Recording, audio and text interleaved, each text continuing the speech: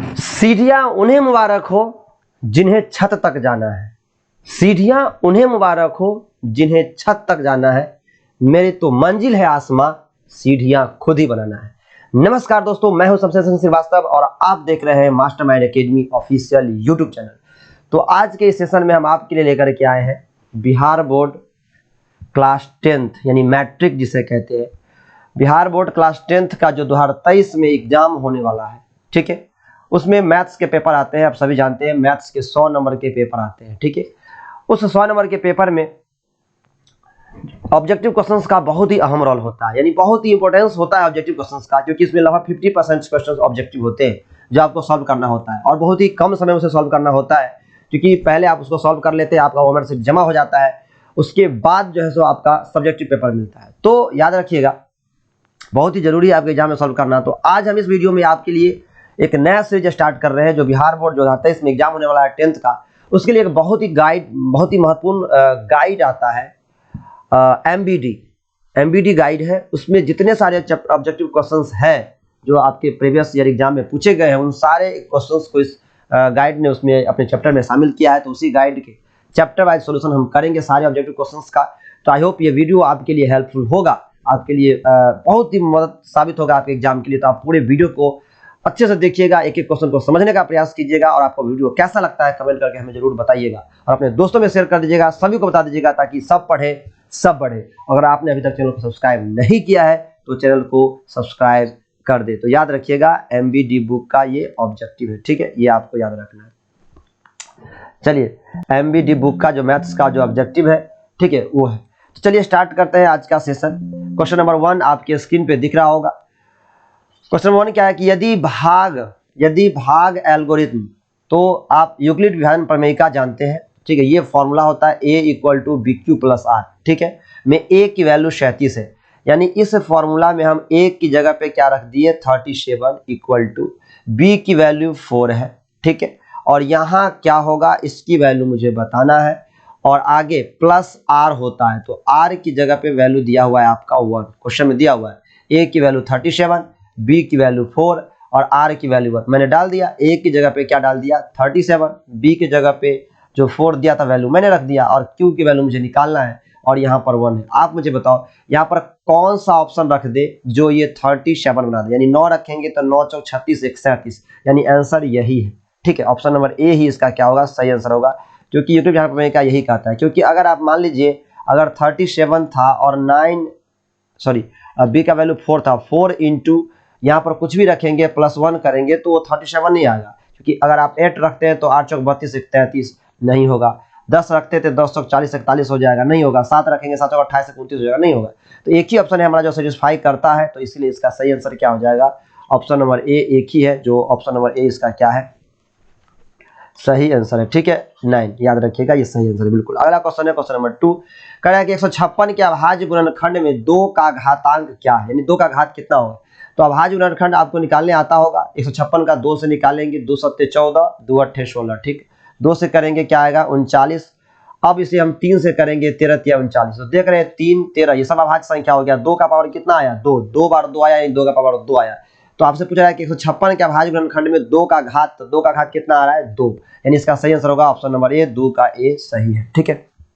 चलिए आंसर, तो ठीक है, अगला क्वेश्चन है हमारा क्वेश्चन नंबर 3, आंसर याद रहना, ठीक है, कहीं मिस्टेक। चलो अगला क्वेश्चन है क्वेश्चन नंबर 3, देखिए क्या है, इसमें से निम्नलिखित में से कौन अपरिमेय संख्या नहीं है, ये मुझे पूछा जा रहा है कि कौन, याद रखिएगा कौन अपरिमेय संख्या नहीं है। एग्जाम में बहुत बच्चा गलती कर लेता है, तो ध्यान से रखिए आप कौन अपरिमेय संख्या नहीं है ये पूछ रहा है। तो ये तो अपरिमेय संख्या है, क्योंकि √3 लगा हुआ है, तो ये अपरिमेय संख्या, ये तो हमारा आंसर होगा नहीं। इसमें भी √3 है, ये भी अपरिमेय संख्या,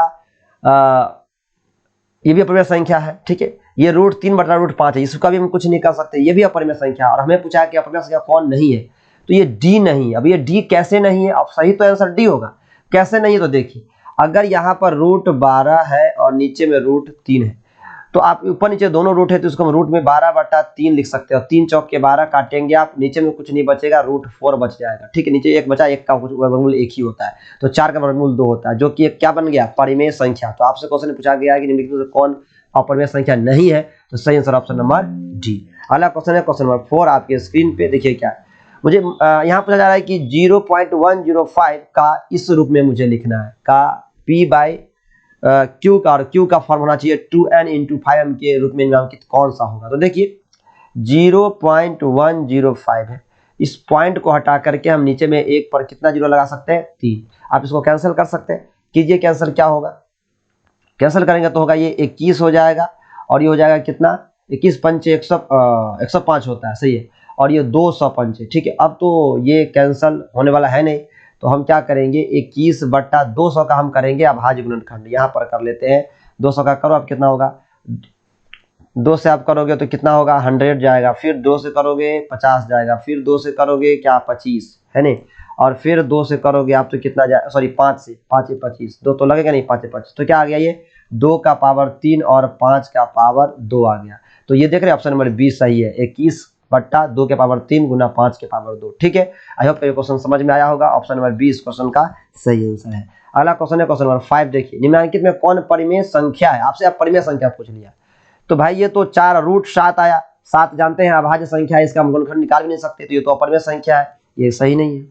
हमसे परिमेय पूछा, देखो √3 आया अपरिमेय है, √5 आया अपरिमेय, जहां भी √3, √7, √5, √13 जिसका वर्गमूल हम नहीं कर सकते तो वह अपरिमेय होता है, ठीक है। तो परिमेय कौन हुआ, बस एक ही ऑप्शन हमारे पास बच रहा है, जिसका नाम है ऑप्शन नंबर बी, ये हमारा परिमेय संख्या है, ठीक है। कैसे है बता देते हैं, 10 प्लस और √100 का वैल्यू तो आप जानते हैं कितना होता है, 10, यानी 10 जोड़ 10 कितना आया, 20, और 20 एक परिमेय संख्या है, क्योंकि इसको हम 20/1 लिख सकते हैं, तो ऑप्शन नंबर 20 का क्या हुआ, सही आंसर है। अगला क्वेश्चन है क्वेश्चन नंबर 6, देखिए क्वेश्चन नंबर 6 है कि निम्नलिखित में से किसका दशमलव प्रसार शांत होगा। तो दशमलव प्रसार शांत किसका होगा, तो याद रखिएगा शांत का मतलब कि क्या होता है, इसका एक तरीका है पता करने का, जैसे कोई संख्या परिमेय संख्या है P/Q के रूप में, जहां Q बराबर 0 नहीं होना चाहिए, तो Q का जो रूप होना चाहिए वो 2m और 5n के रूप का होना चाहिए। यानी अगर नीचे में जो Q है उसको जो हम अभाज्य गुणनखंड करेंगे तो उसमें 2 का ही पावर कुछ होना चाहिए और 5 का पावर ही कुछ होना चाहिए, यानी 2 और 5 के अलावा उसके अभाज्य गुणनखंड में कुछ भी नहीं आना चाहिए। हाँ, 2 का पावर कुछ भी आ जाए उससे मतलब नहीं, 5 के पावर कुछ भी आ जाए उससे मतलब नहीं है, लेकिन 2 और 5 के अलावा उसके अभाज्य गुणनखंड में 2 और 5 के अलावा कुछ नहीं आना चाहिए। अगर 2 और 5 के अलावा कुछ आया तो क्या होगा, वो उसका दशमलव प्रसार शांत नहीं होगा, ठीक है ना, याद रखिएगा। तो 210 है, 210 का अगर अभाज्य गुणनखंड करेंगे तो इसमें 3 पक्का आएगा, क्योंकि 21 है, 210 को हम क्या लिख सकते हैं, 21 गुना 10, और 10 को हम लिख सकते हैं 2 गुना 5, और 21 को लिखेंगे 3 गुना 7, यही इसका अभाज्य गुणनखंड होगा। तो इसमें 3 भी आया 7 भी आया, तो ये इसका दशमलव प्रसार शांत नहीं होगा। 88 देख रहे हैं, 88 का आप करेंगे तो क्या दिक्कत, फोटो कहाँ है, तो क्वेश्चन में 48 है, ठीक है। 48 में क्या है, जब इसका करेंगे तो 2 से 44 जाएगा, फिर 2 से करेंगे 22, फिर 2 से करेंगे 11 आ जाएगा, 11 2 जा 11 दूना 22, 22 दूनी 44 दूनी 88, ठीक है। ये भी नहीं हुआ क्योंकि 11 आ गया, तो ये भी दशमलव प्रसार शांत नहीं होगा, ये भी नहीं होगा। 75 की जहां तक बात है इसमें 3 आएगा, 3 गुना 5 गुना 5 आएगा, देख रहे हैं 3 5 के अलावा 3 आ गया, तो ये भी नहीं होगा शांत। शांत कौन होगा, ये 1600, क्योंकि 1600 का जब अभाज्य गुणनखंड करेंगे तो जानते हैं क्या होगा, 2 गुना 800, 2 गुना 400 आया, तो 2 गुना फिर करेंगे 200, फिर 2 से करेंगे 100, फिर 2 से करेंगे 50, फिर 2 से करेंगे 25, फिर 5 गुना 5, यानी 5 25 दुना 50 दुना 100 दुना 200 दूनी 400 दूनी 800 दूनी 1600, यानी इसमें 2 आया कितना, 1 2 3 4 5 6, 2 का पावर कितना आ गया 6, ठीक है ना, 1 2 3 4 5 6, और 5 का पावर कितना आया 2, देख रहे हैं 2 और 5 के अलावा कुछ भी आया इसमें नहीं आया, इसका मतलब इसका दशमलव प्रसार क्या होगा, शांत होगा। तो 6 का ऑप्शन नंबर ए ही क्या होगा, सही होगा, ठीक है। चलिए अगला क्वेश्चन है हमारा क्वेश्चन नंबर 7, देखिए क्या है 7 है, इसमें कह रहा है कि 2 धन पूर्णांक है, एक ए है और एक बी है, तो उसका मौसा ऑफ ए सी ए और बी का और लघुत्तम ऑफ ए और बी का बराबर ए और बी का वैल्यू क्या होगा। वैल्यू तो इसका ए होगा, क्यों होगा, क्योंकि आप जानते हैं एक फॉर्मूला है हमारे पास कि भाई 2 संख्या मान लीजिए, एक संख्या ए है एक संख्या बी है, दोनों धनात्मक संख्या है, तो इस दोनों संख्या का गुणनफल बराबर होता है एलसीएम ऑफ ए और बी गुना एचसीएफ ऑफ ए गुना बी। ये फॉर्मूला, यानी एलसीएम गुना एचसीएफ बराबर होता है पहली संख्या गुने दूसरी संख्या। ये फॉर्मूला हम बहुत पहले से जानते हैं, तो इसी फॉर्मूला पर यह क्वेश्चन है कि 2 संख्याओं का गुणनफल जो होता है वो बराबर होता है दोनों संख्या के एलसीएम और एचसीएफ के गुणनफल का, ठीक है ना। तो इस अगर आप इस a गुना b को अगर आप इसके नीचे में लेकर चले जाए तो यहाँ पर क्या बचेगा, यहाँ पर 1 बच जाएगा। यानी आप देख रहे हैं कि जब हम इतना बात हमें पता है फॉर्मूला के तौर पे, फॉर्मूला हम जानते हैं कि भाई a गुना b बराबर होता है LCM of a into B गुना HCF of a into B, ये बराबर होता है। तो अगर आप इस a और b को इसके नीचे में ला करके रख देते हैं तो यहाँ पर तो ये हट जाएगा, ये हट के क्या आ जाएगा 1। तो यही कह रहा है कि देखते हैं ऊपर मॉस of A B into B और लॉस ऑफ ए बी का लॉस, अब बट्टा नीचे में दोनों का गुणनफल है तो ये बराबर किसके होगा भाई 1 के बराबर होगा। तो सही आंसर क्या होगा, ऑप्शन नंबर ए सही आंसर हो जाएगा। ये आपको याद रखना है, ठीक है। एग्जाम्पल के तौर पे मैं आपको दिखाता हूँ, एक एग्जाम्पल के तौर पे समझिए। यहाँ जैसे हमारे पास एक संख्या है 4 और 6, तो 4 और 6 का लघुत्तम तो आप जानते हैं क्या होगा भाई 12 होगा ना, 12 एलसीएम होगा 12, 4 और 6 का। लघुत्तम निकालने आता है तो पढ़े हो जिंदगी में। हाँ, तो 4 6 का लघुत्तम होगा 12 और 4 6 का मौसम क्या होगा 2 होगा 2। तो ये देखो ये एलसीएम और ये क्या हो गया एचसीएफ, दोनों गुना किए 24 आया। और आप दोनों संख्या का गुना करो 4 गुना 6 24 आया, बराबर आया है नहीं आया। तो आप करके देख सकते हो और बहुत सारा एग्जाम्पल। चलिए अगला क्वेश्चन है क्वेश्चन नंबर 8। आइए समझते हैं क्वेश्चन नंबर 8 को। सिंपल क्वेश्चन है, आइए करते हैं क्वेश्चन नंबर 8। देखिए बड़ा आसान क्वेश्चन, ये तो बनाने वाला है ही नहीं। तो निम्नलिखित में कौन सा युग्म सअभाज्य, अरे सअभाज्य का मतलब समझते हो भाई, सअभाज्य का मतलब हुआ वे दो संख्या जिसमें कुछ ना कटे। तो यहाँ तो कट जाता है, यहाँ तो कट जाता है 7 दूनी 14 7 पंचे 35, कट गया 7 कॉमन है दोनों में, 14 35 में नहीं होगा। ये 13 चौका 52 कट जाता है, अरे 13 से कट जाता है 1 4, अरे ये भी नहीं हुआ भाई साहब। 21 चौके 84, कुछ नहीं होगा। 18 25 में कुछ भी कटने वाला नहीं है, सही आंसर होगा इसका बी, क्योंकि 18 25 सअभाज्य संख्या, आप इसको कुछ भी काट नहीं सकते, ठीक है। ऑप्शन नंबर बी इसका क्या है सही है। अगला क्वेश्चन है क्वेश्चन नंबर 9। देखो कि निम्न में से कौन यौगिक संख्या है। अब यौगिक संख्या क्या होता है भाई, यौगिक संख्या होता है जो किसी से कटे, यानी एक होता है अभाज्य संख्या जो किसी से कटे ही ना, एक होता है भाई साहब भाज्य संख्या। इसी भाज्य संख्या को दूसरे भाषा में हम क्या कहते हैं जानते हो, यौगिक कहते हैं। भाज्य मतलब जिसके 2 से अधिक गुणनखंड हो, 2 से ज्यादा फैक्टर हो, 2 से ज्यादा फैक्टर हो। लेकिन अभाज्य संख्या क्या होता है, जिसके केवल 2 फैक्टर हो, उसमें से एक हो और एक वो संख्या स्वयं हो, है ना, एक और स्वयं हो, तो अभाज्य संख्या होता है। तो देखिए 11 तो सिर्फ 1 से कटता है और 11 से कटता है, तो अभाज्य संख्या हो गया। ये कहां से आएगा भाई, भाज्य, भाज्य को ही यौगिक कहते हैं। अरे यौगिक का मतलब क्या होता है भाई, भाज्य होता है, ये समझ लो। 21 3 और 7 से कटता है, आंसर तो भाई हमारा यही है। आंसर तो मिल गया, जिसकी तलाश थी वो तो मिल चुकी है, उसकी तो मिल चुकी है भाई, ये है ऑप्शन नंबर बी सही आंसर, ये बी। ये नहीं हुआ 31 किसी से नहीं करता, 41 भी नहीं करता, ठीक है। अगला क्वेश्चन क्वेश्चन नंबर 10 देखिए, निम्नलिखित में से कौन सा अभाज्य संख्या है।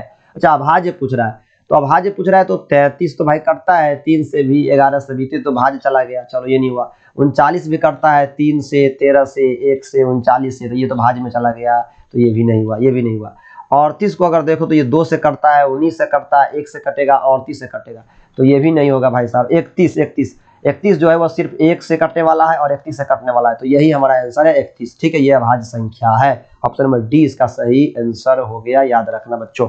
अगला क्वेश्चन है क्वेश्चन नंबर 11, आइए समझते हैं।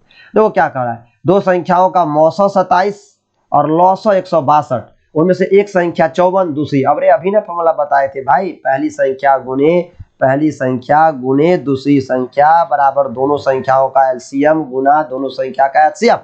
तो दे तो दिया, मौसौ तो दे दिया, तो मौसौ को गुना करो ना भाई, मौसौ को गुना करो ना, लो ना 27 से गुना करो किसको, लौसौ को, 162 को। एक संख्या दिया हुआ है 54, तो 54 से भाग लगाने नहीं आता है, और 27 दूनी 54 होता है ये नहीं पता है, 2 से 81 करेंगे तो नहीं होगा, तो आंसर 81 ऑप्शन नंबर डी होगा, ये नहीं पता है, ऑप्शन नंबर डी इसका सही आंसर है। अगला क्वेश्चन क्वेश्चन नंबर 12 देखो, अरे भाई साहब मौसौ पूछ लिया 12 का, 15 का, 21 का, अरे बना लो भाई, कौन सी ऐसी संख्या है जो तीनों को काट देगा, वही इसका मौसौ होगा, देख लो, और वो सबसे बड़ी होनी चाहिए। मौसौ का मतलब होता है सबसे बड़ी संख्या जो इसको काटे, इसको भी काटे, इसको काटे। तो देखो भाई 5 से तो 21 कटेगा नहीं, तो ये आंसर होगा नहीं। 7 से 15 कटेगा नहीं, तो 7 आंसर होगा नहीं। 2 से 21 कटेगा नहीं, 2 से आंसर होगा नहीं। 3 से सब कट रहा है, देखो ना, 3 चौका 12, 3 पंचे 15, 3 सते 21, तो 3 से 12 भी कटा, 3 से 15 भी कटा, 3 से 21 भी कटा, आंसर क्या होगा 3, ऑप्शन नंबर ए इसका सही हो गया। अगला क्वेश्चन नंबर 13 देखो, किसी भी धनात्मक पूर्णांक q के लिए प्रत्येक धनात्मक विषम पूर्णांक का रूप होता है, किस रूप का होता है, तो विषम पूर्णांक की बात हो रहा है भाई साहब, विषम पूर्णांक, तो विषम पूर्णांक जो होता है वो 6q नहीं हो सकता, 6q+2 नहीं हो सकता, 6q+4 नहीं हो सकता, जानते हो, ये 6q+1 के रूप का होता है। ये आंसर सही होगा सी। कैसे, मैं दिखाता हूँ। अरे देख भाई, देखो 13 क्या है, 13 विषम संख्या, इसको तुम क्या लिखोगे, 6q+1 का रूप। क्यू यहाँ पर क्या है, कोई पूर्णांक है, तो क्यू का मान 1 2 3 4 5 6 इन्फिनिटी तक जा सकता है, कुछ भी हो सकता है, कुछ भी हो सकता है। क्यू का मान, कुछ क्यू की वैल्यू 1 से शुरू होकर के कुछ भी जा सकता है। तो देखो मैंने तो आंसर तो इसका पता चल गया, सी नंबर होगा। धनात्मक पूर्णांक 6q+1 के रूप का होता है। जैसे मैंने मान लो हम लेते हैं 13 को तुम क्या लिखोगे, 6 गुना 2 जोड़ 1, देखो 6, इसको क्यू मान लो, तो 6q+1 के रूप का हुआ कि नहीं हुआ। अरे 17 ले लो विषम संख्या, इसको क्या लिखोगे तुम बताओ हमको। इसको लिख सकते हो तुम 6, 17 है, क्या है, देखो धनात्मक विषम पूर्णांक, तो धनात्मक विषम पूर्णांक है कौन, 17। 6 से इसमें भाग करो, क्या होगा, 6 त्रिक 18 होता है या नहीं होता, और 6 दूनी क्या होता है, 12 होता है। तो इसमें है कि किसी भी धनात्मक पूर्णांक क्यू के लिए प्रत्येक धनात्मक विषम पूर्णांक जो होता है वो 6q+1 के रूप में हमारा हो जाएगा। ठीक है, याद रख। अगला हमारा क्वेश्चन है क्वेश्चन नंबर 14। क्वेश्चन नंबर कौन सा है, 14। तो प्रत्येक परिमेय संख्या होती है, क्या होती है, एक प्राकृत संख्या, नहीं, प्राकृत संख्या कहाँ होता है, 1 से शुरू होता है, 1 2 3 4 5 6 7, ये प्राकृत संख्या है। तो प्रत्येक परिमेय संख्या होता है p/q के रूप का, यानी 2/3 या 4/5। तो ये तो परिमेय संख्या भाई नहीं होगा, ये तो प्राकृत संख्या नहीं हो, प्रत्येक परिमेय संख्या प्राकृत संख्या नहीं हो सकता। पूर्ण संख्या भी नहीं हो सकता, पूर्ण संख्या 0 1 2 3 होता है। पूर्णांक भी नहीं हो सकता, पूर्णांक होता है 1 2 3 4 या 0 या -1 -2, तो ये भी नहीं हो सकता। तो ये वास्तविक संख्या होता है। ऑप्शन नंबर डी इसका सही आंसर होगा, वास्तविक संख्या, ऑप्शन नंबर डी ये सही है। ठीक है, याद रखना डी सही है। चलिए अगला जो हमारा क्वेश्चन है, क्वेश्चन नंबर है 15। ये 22/7 हमसे पूछ रहा है, क्या है 22/7 क्या है, तो याद रखिए परिमेय संख्या। 22/7 क्या है, परिमेय संख्या, p/q के रूप का है और q = नॉट 0 है। ठीक है, तो ये एक परिमेय संख्या है, ऑप्शन नंबर ए सही होगा इसका। ठीक है, चलिए ऑप्शन नंबर ए। अगला क्वेश्चन है क्वेश्चन नंबर 16, इसको देखते हैं। देखिए आसान क्वेश्चन है, कह रहा है कि 64 में और 2 का घात कितना है। अरे भाई 64 का निकालो भाज्य गुणनफल, 2 से क्या आएगा 32, 2 से क्या आएगा 16, 2 से क्या आएगा 8, 2 से क्या आएगा 4, फिर 2 से क्या जाएगा 2, 1 2 3 4 5 6, 2 का पावर 6 होता है 64। अब गुना करके देख सकते हो, 2 गुना 2 2, 4 दूनी 8 दूनी 16 दूनी 32 दूनी 64। कई 2 आया, 1 2 3 4 5 6, 2 का पावर कितना है 6, तो कितना घात बना 6, ऑप्शन नंबर सी सही है। ठीक है, यही आंसर है। अगला क्वेश्चन है क्वेश्चन नंबर 17, देखते हैं। महत्तम समावर्तक P और Q गुना लघुत्तम समावर्तक P Q बराबर होता है। ओहो, मतलब 2 संख्या है, एक P है एक Q है, तो P और Q के एलसीएम और HCF का जो गुना होगा वो क्या होगा, P गुना Q के बराबर होगा। दोनों संख्या के गुणनफल के फॉर्मूला, डायरेक्ट फॉर्मूला, तो ऑप्शन नंबर ए सही होगा। ऑप्शन नंबर ए ही इसका क्या होगा, सही हो जाएगा। ठीक है, याद रखना ऑप्शन नंबर ए ही इसका सही हो जाएगा, P गुना Q के बराबर, दो संख्या के गुणनफल के बराबर होता है। अगला क्वेश्चन नंबर 18, देखो क्या निम्नलिखित में कौन सी सबसे छोटी प्राकृत संख्या है। भाई प्राकृत संख्या तो कहाँ से स्टार्ट होती है, 0 तो है नहीं प्राकृत संख्या, -1 तो है नहीं प्राकृत संख्या, तो न बी हुआ न ए हुआ, तो सही कौन होगा, 2 सबसे छोटी प्राकृत संख्या 1 से स्टार्ट होता है प्राकृत संख्या, जिसको हम क्या कहते हैं, काउंटिंग नंबर्स कहते हैं। इसी को हम गिनती की संख्या बोलते हैं, गिनती की संख्या 1 से स्टार्ट होता है गिनती, तो यही सबसे छोटी प्राकृत संख्या है। अगला क्वेश्चन है क्वेश्चन नंबर 19, देखो क्या पूछ रहा है। इसमें हमसे पूछा है कि निम्नलिखित में कौन सी परिमेय संख्या है, परिमेय संख्या पूछा, तो भाई 1/√2, देखो तो √2 आ गया अपरिमेय हो गया, √3 आ गया अपरिमेय हो गया, √5 आ गया अपरिमेय हो गया, तो एक ही बचा ऑप्शन नंबर ए, यही परिमेय संख्या। और अब देख रहे हैं √25 का वर्गमूल भी क्या होता है 5, तो 5 एक परिमेय संख्या है, क्योंकि कोई भी प्राकृत संख्या 2 हो 3 हो 5 हो, सब एक परिमेय संख्या है, क्योंकि सबके नीचे में हम क्या लगा सकते हैं, 1 लगा सकते हैं, इसलिए वो परिमेय संख्या है। तो ऑप्शन नंबर ए इसका क्या होगा, सही। अगला क्वेश्चन है क्वेश्चन नंबर 20, निम्नलिखित में कौन अपरिमेय संख्या है। तो अपरिमेय संख्या के जहां तक बात है, तो ये तो अपरिमेय है नहीं, ठीक है, इसको हम तोड़ सकते हैं, ठीक है, ये अपरिमेय तो है नहीं, इसको हम परिमेय संख्या के फॉर्मेट में तोड़ सकते हैं, तो ये तो गलत हो गया, ये अपरिमेय संख्या, ठीक है, ठीक, ये तो भी परिमेय संख्या है, क्योंकि इसका मतलब क्या आ जाएगा 4, ये भी परिमेय संख्या है, क्योंकि जब इसका वर्गमूल तोड़ा जाएगा तो ये 3 बट्टा क्या हो जाएगा, इसमें हाँ यही होगा, ऑप्शन नंबर सी ही होगा, क्योंकि √5 और √5 को हम गुना करेंगे तो ये तो 5 हो जाएगा, 5/1 ये परिमेय संख्या हो जाएगा, 5/1, तो ये तो होगा नहीं आंसर। ये 4 हो जाएगा, ये परिमेय संख्या है तो ये भी नहीं होगा, ये भी परिमेय संख्या है, ये भी नहीं होगा। तो सही आंसर क्या होगा? सी, क्योंकि 9 का वर्गमूल तो भाई होगा, 9 का वर्गमूल तो जैसे काट लेंगे, अगर 9 तिया 27 तो रूट अंडर क्या बच गया? ये 1/3, तो ऊपर में तो 1 आ जाएगा, 1 का वर्गमूल, ये √3 तो रह ही जाएगा। तो ऑप्शन नंबर सी इसका सही आंसर। ठीक है, चलिए अगला क्वेश्चन, क्वेश्चन नंबर 21। देखिए पी और क्यू दो अभाज्य संख्या है तो उनका मौसो क्या होगा? अरे भाई साहब याद कर लीजिए, दो अभाज्य संख्या है का मौसो हमेशा क्या होता है? 1 होता है। जैसे मान लो आपसे पूछे 7 और 5 का मुझे HCF बताओ, तो HCF का मतलब क्या होता है? HCF का मतलब होता है दोनों में जो चीज कॉमन हो, मतलब ऐसी संख्या जो दोनों में शामिल हो। जैसे मान लीजिए आपको 12 है और 16, इसका कोई HCF पूछे तो 4 ऐसी संख्या है जो इसको भी काट देगा, इसको भी काट देगा। 4 तिया 12, 4 चौके 16, यानी इसमें जो कॉमन था उसको हटा दिए। दोनों में कॉमन क्या था? 12 और 16 में 4 कॉमन था, वो हटा दिए। अब तो अब और संख्या जब अभाज्य ही है, मान लीजिए 13 है, 17 है, ये भी अभाज्य संख्या, ये भी अभाज्य संख्या, तो इसके बीच जब कुछ कटने वाला है ही नहीं तो HCF कहाँ से आएगा? तो HCF क्या होगा? 1। तो आप याद कर लो, हमेशा दो अभाज्य संख्या का जो HCF होता है, सॉरी मौसा होता है, वो क्या होता है? 1। तो ऑप्शन नंबर ए ही इसका क्या है? सही आंसर है। अगला क्वेश्चन है क्वेश्चन नंबर 22। देखो जब भी ऐसा क्वेश्चन आए कि भाई 0.13 इसका वैल्यू बताओ, तो आप बताना 13 बट्टा क्या होगा इसका? 99। आपसे कोई पूछे 0.17 का वैल्यू बताओ तो क्या बताओगे? 17/99।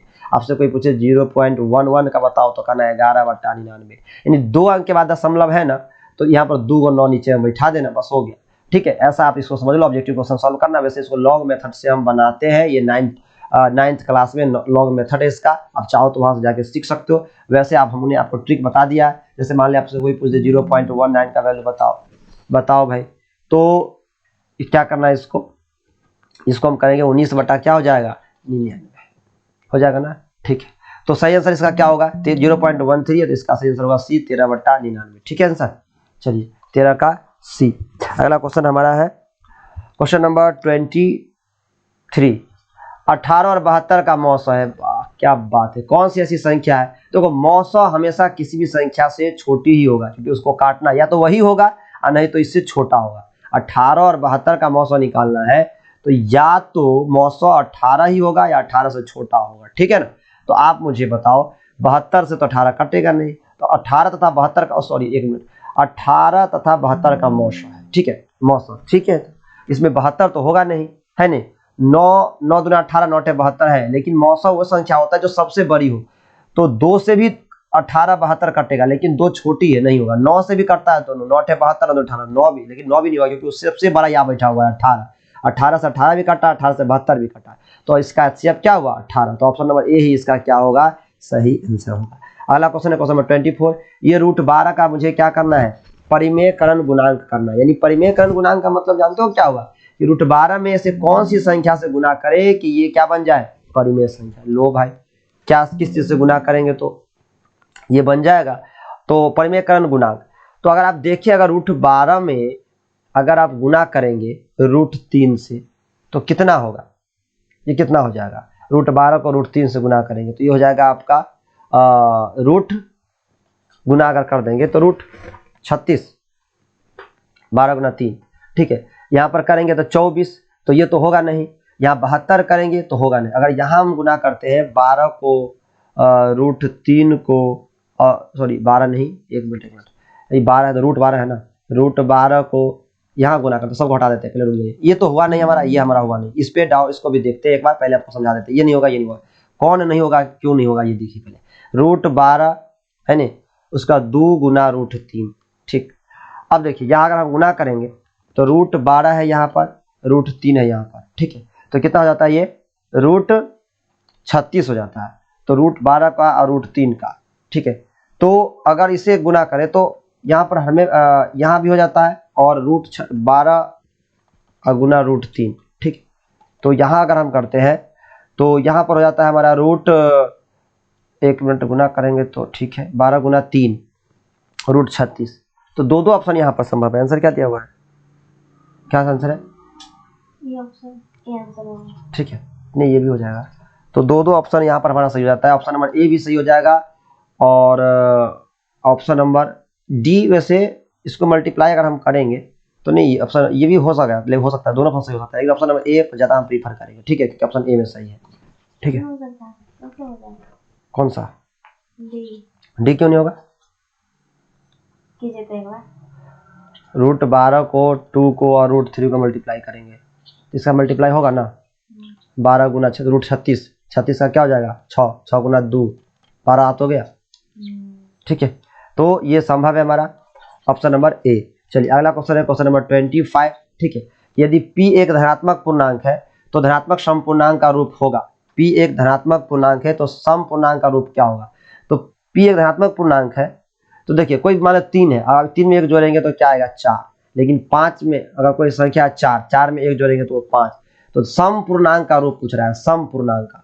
तो समपूर्णांक हमें हमारा किस कोई भी संख्या को अगर आप 2 से गुना करेंगे तो सम होता है। जैसे देख लीजिए 3 है, 4 है, 5 है, 6 है, 7 है, 8 है। आप यहाँ 2 गुना करें, 3 गुना 6 सम संख्या, यहाँ 2 गुना करें सम संख्या, यहाँ से 2 गुना करें 10 सम संख्या, यहाँ 2 से गुना करें सम संख्या, यहाँ 2 से गुना करें सम संख्या, यहाँ 2 से गुना करें 16 सम संख्या। यानी 2 से आप किसी भी संख्या को गुना करेंगे तो क्या हो जाएगा?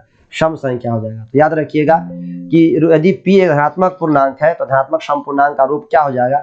2p के रूप का हो जाएगा। ठीक है, याद रखना ये 2p ऑप्शन नंबर ए इसका सही आंसर है। अगला क्वेश्चन है क्वेश्चन नंबर 26। निम्नलिखित में किसका दशमलव प्रसार शांत होगा?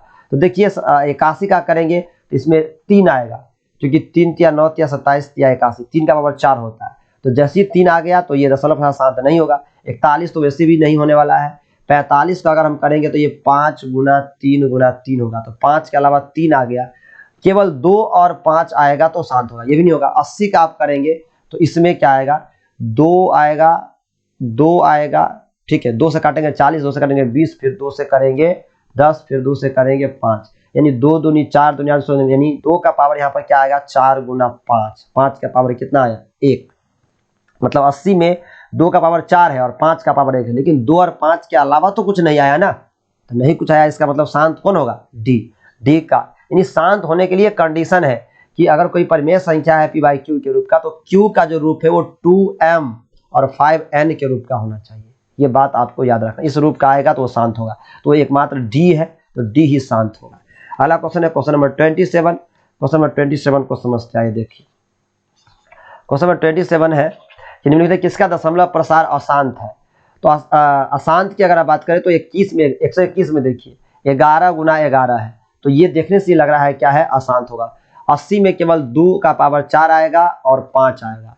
400 की अगर आप बात करते हैं तो 400 में क्या आएगा? 2 का 200, फिर 2 से 100, फिर 2 से 50, फिर 2 से 25 गुना 5 गुना 5, यानी 2 का पावर आएगा कितना बार? 2 के पावर 4 आएगा और 5 का पावर कितना आएगा? 2। तो इसमें भी केवल 2 5 आ रहा है, तो ये तो शांत हो गया, ये भी शांत हो गया, ये भी शांत हो गया। तो हमारा आंसर कौन सा होगा? सी, यही अशांत होगा। ऑप्शन नंबर सी इसका सही आंसर है। अगला क्वेश्चन है क्वेश्चन नंबर 28। देखिए π/3 कह रहा है कि कौन सी संख्या है? तो याद रखिएगा जहां भी पाई आ जाए तो पाई क्या है? एक अपरिमेय संख्या है।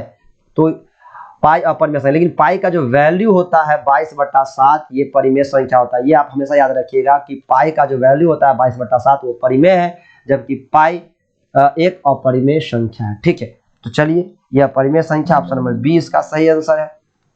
अपरिमेय संख्या होगा π/3, ऑप्शन नंबर 20 सही हो गया। अगला क्वेश्चन है हमारा क्वेश्चन नंबर 29।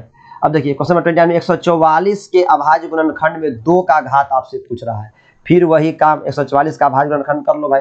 2 से 72 आएगा, 2 से 36 आएगा, 2 से 18 आएगा, 2 से 9 आएगा, 3 3। यानी जब 144 का गुणनखंड करेंगे तो 2 का पावर कितना आएगा? 2 का आया 1 2 3 4, 2 का पावर 4 आएगा, ठीक है, और 3 का पावर 2 आएगा। 2 का पावर 4 होता है 16, 3 का पावर 16 नंबर 144, तो 2 का पावर 4 आया, यानी 144 का जब हम अभाज्य गुणनखंड निकालने चलेंगे तो आप करके देखना 2 आएगा 4 बार और 3 आएगा 2 बार। तो आपसे पूछ रहा है 2 का घात कितना आएगा? तो 2 का घात 4 आएगा। ऑप्शन नंबर सी क्या होगा? सही आंसर हो जाएगा। ठीक है, अगला हमारा क्वेश्चन है क्वेश्चन नंबर 30। तो क्वेश्चन नंबर 30 देखिए 45 और 60 का मौसम पूछ रहा है। मौसम क्या होगा? तो 45 से तो का अगर चेक करें इसको तो 45 तो कटेगा, लेकिन 60 नहीं कटेगा। इसका मतलब ये नहीं होगा। 3 से चेक करते तो 3 से ये भी करता है, 3 से ये भी करता है, पॉसिबल है। आगे पहले चेक कर लेते हैं। 1 से बड़ा 3 है तो 3 होगा। 15 से दोनों कटता है तो 15 भी से भी 45 कटता है और 15 से 60 भी कटता है, 15 चौके 60। इसका मतलब यही इसका HCF होगा। HCF का मतलब सबसे बड़ी संख्या जो दोनों को काट दे। तो 45 और 60 का HCF क्या बना यहाँ पर 15, ऑप्शन नंबर डी। तो आपके इस पहला चैप्टर में टोटल क्वेश्चन है ऑब्जेक्टिव 61 यानी 61 क्वेश्चन है। इसमें हमने पहला वीडियो में आज हम 30 तक ही रखेंगे, 30 क्वेश्चन ही आज इस वीडियो में सॉल्व करेंगे। नेक्स्ट वीडियो हम बहुत जल्दी आपके लिए लेकर के आएंगे। आप कमेंट के माध्यम से जरूर हमें बताइएगा कि आपके लिए कितना बेनिफिशियल है, कितना हेल्पफुल है। तो इसी तरीके से मेरे साथ बने रहिए। अगर आपने चैनल को सब्सक्राइब नहीं किया तो चैनल को सब्सक्राइब कर लीजिए। Bye bye, take care.